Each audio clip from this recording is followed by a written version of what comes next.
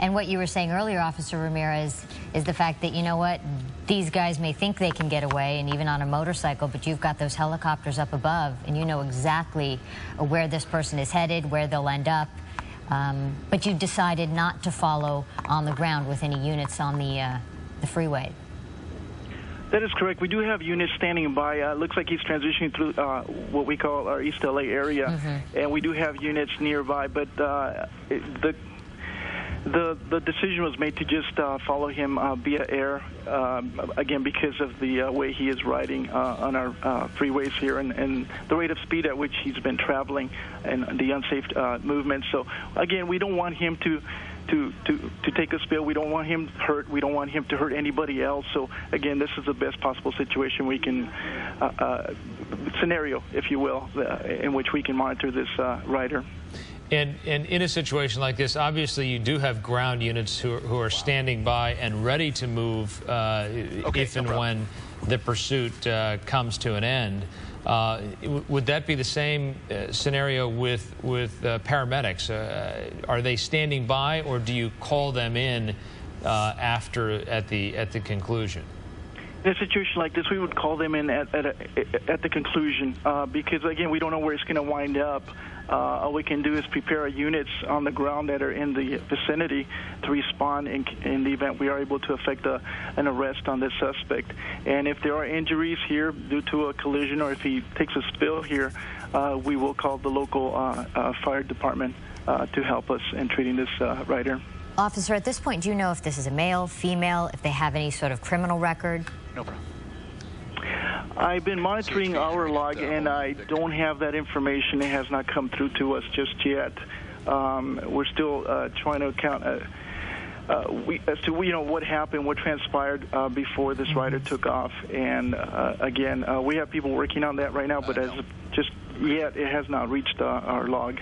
Mark Kono has been tracking this for the past several minutes. Mark, it looks like he's transitioning off the freeway. Where are we? We are northbound on the 5 freeway. He just exited, we're going to verify, but I believe he just exited Indiana Street, and he's just kind of made a U-turn on that kind of frontage road here, and now he's turning back kind of parallel southbound the 5 freeway, and it looks like he may be slowing down, and there he goes again. Yeah, southbound on that frontage road, just on the north side of the 5 freeway here. So now that CHP unit that you see in trail of him, he just got onto the northbound 5 freeway at Olympic behind this rider, and coincidentally the rider decided to get off the freeway right at Indiana, and that put this CHP cruiser right in a position to be able to get right up behind him here. Now that guy, the rider, is traveling at a very high rate of speed. The cruiser is doing the best he can at this point to keep up with him, but keeping well, quite a bit of distance behind. Now as that rider makes a southbound turn, it looks like, I'll get the street for you here, but it looks like he's going to be coming out of East LA and in towards the City of Commerce and back onto the northbound 5 freeway. So here we go, back on the northbound 5 freeway for this motorcycle rider and this pursuit. He's getting on the freeway from Olympic, and he'll be getting past Indiana here shortly. But again, 5 freeway transitioning very quickly into the number 2 and number 1 lanes of traffic here, straddling lanes in and out, and very dangerous and at very high rates of speed. Officer Ramirez from the Highway Patrol watching this along with us. Officer Ramirez, you see him going in and out of traffic here, getting very close to being squeezed between vehicles, and we're still northbound on the 5, I believe, in the East LA area. If in fact, go ahead, Mark. We've got a traffic break. We've got a traffic break. They're going to try and stop him right here. They're going to try and stop him. A CHP motor officer getting down off his bike. Now he's going to try and take him down at gunpoint. There he is. And now this guy, the CHP officer, is basically taking this guy into custody.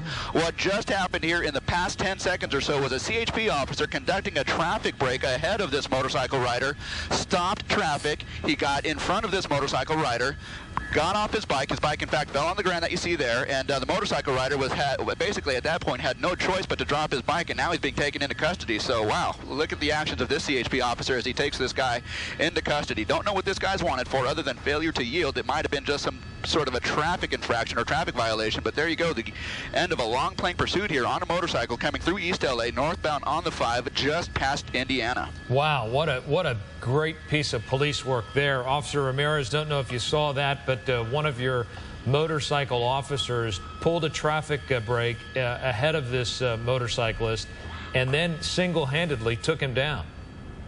Yes, I just got a glimpse of that, and it looks like our officer made that decision at that point that he felt safe enough to where he could actually effect that arrest there at that location, and looks like everybody is safe, and this suspect is in custody now, which is good for everybody. Finally get him off the roadway here, traveling the way he was traveling.